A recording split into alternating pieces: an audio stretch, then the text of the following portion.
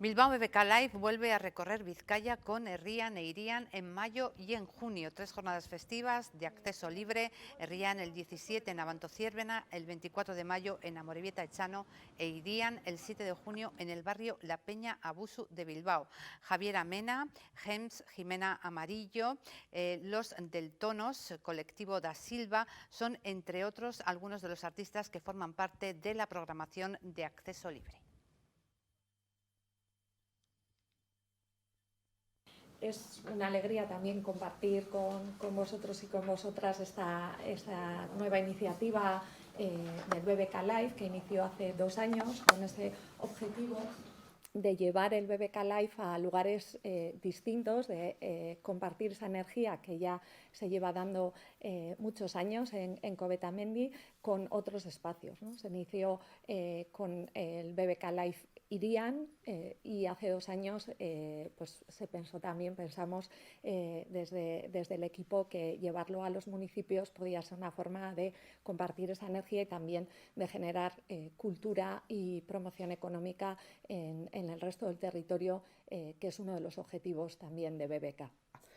Herrian, ekimenak estadu zein nazioarte mailako kalidadezko artistak ekarriko dauz gurera. Eta horrez gan, Amorebieta Etxanok kulturarekiko eta herri bizi eta dinamiko baten alde egiten dauen apustua indartuko dau.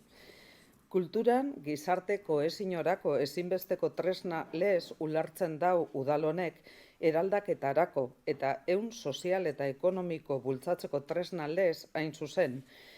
Horregaitik, eskerrak emon gura deutzeguz BBKari, Industria Sortzaia Fundazioari eta Bilbao BBK Liveko antolakuntzari Amorebieta Etxano ekimen honen agertoki gisa aukeratzeagaitik.